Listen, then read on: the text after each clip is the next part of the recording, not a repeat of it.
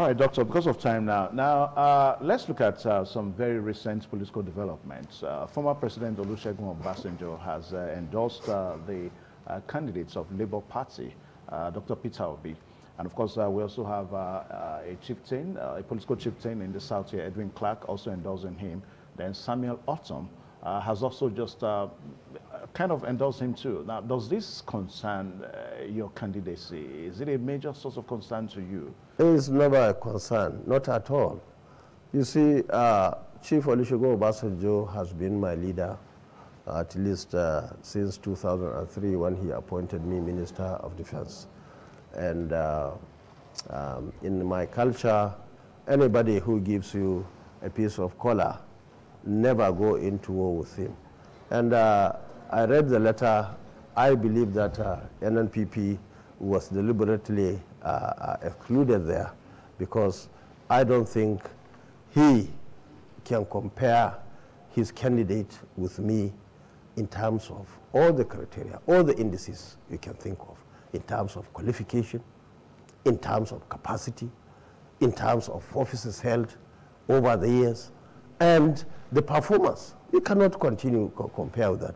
But anyway, he compared them, him with other candidates in PDP and AD, which is okay.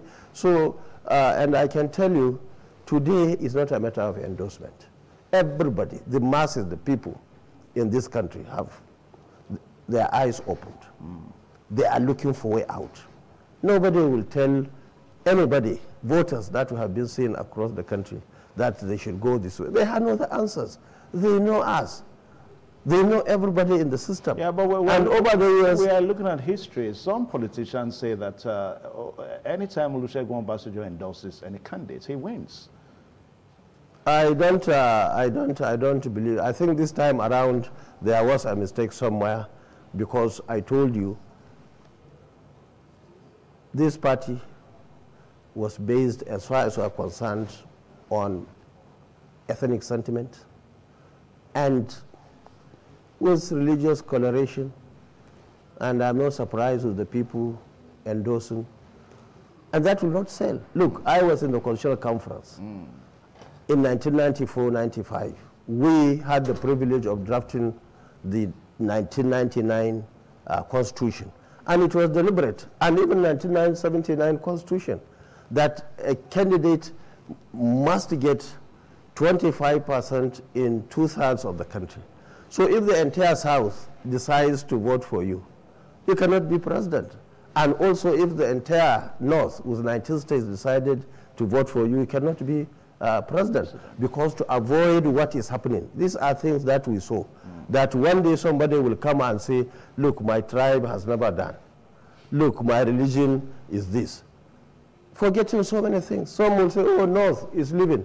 If you look at 24 years, how many years do we have president from the North? 10 years. How many do you have from the South? 14 years.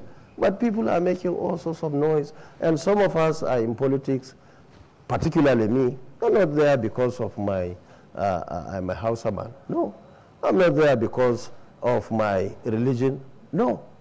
But I am in the politics because I believe that I have all what it takes to prove to everybody in this country, based on our track record over the years, which nobody can dispute. All right, Doctor. Now, I know you may not be comfortable with this question, but I have to ask it now. The issue of collapsing your structure, I mean, it's heightened by the day in the rumor space.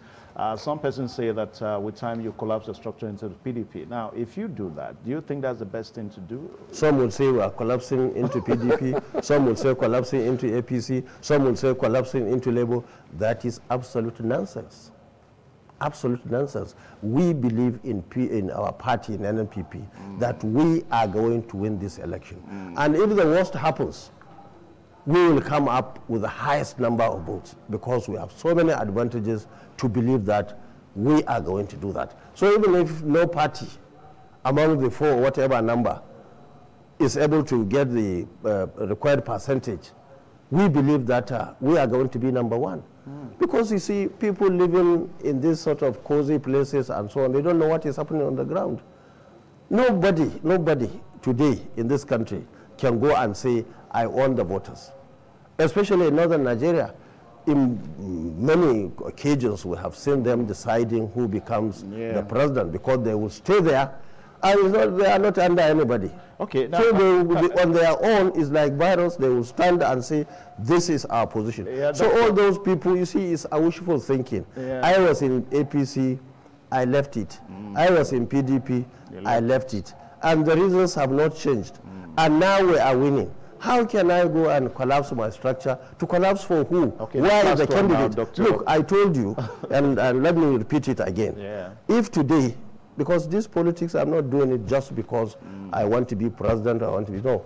I am doing it because I believe we have the capacity to change the status quo. Now, we believe that you've been meeting the people of Edo State. I mean, you've been campaigning. What would you want to say here that the average Edo person should expect from you as the president, if eventually you be? Excellent. Now, you see, I believe that our party has got the best manifesto ever in the history of this country. We have a 152-page blueprint, as we call it. We have documented all the issues that are bedeviling in this country, and we came up with a solution. What is the crux of your manifesto? Now, first and foremost now is the issue of unity. Secondly, the issue of security, even though they go together. And in the security, being the former Minister of Defense and former advisor to President on Darfur and Somalia, we looked at the situation on the ground. And, you know, as a result of that, I had opportunities to look at security situations in Africa and even beyond. So we came up with ways that we believe can sort out the issue. One, we have the issue of number of military personnel. We have about 250,000 now. We, going by the United Nations figures or ratio that we have seen, the military versus the population, we believe that we need about... because of time now, because our time is so limited. Yes, but please, just I need some seconds. Okay, I'll give you 2 seconds. Minutes. Yes. We also we are going to increase the military and other security agencies in terms of number. We will make sure that we have adequate personnel. We train them and retrain them, use the modern technology and so on and so forth. All right, Doctor. And education, I want to say under our government, we are going to have free JAMB, free NECO, free WAEC, because the sons and daughters of the poor, in our opinion, must go to school. And we are going to build at least 500,000 classrooms for out-of-school children in this country. Okay. All right, Dr. Rabiu Kwankwaso, we want to say a very big thank you for finding time to join us on the program this morning on ITV, and I hope that when we call again, you'll find time to join us on the program. Thank you very much. Okay. All right, so we'll be speaking with Dr. Rabiu Kwankwaso, the presidential candidate of NNPP in next election. That's going to be some few days from now, less than 60 days as we prepare for the election. The program is still this morning on ITV, so stay tuned now for other segments.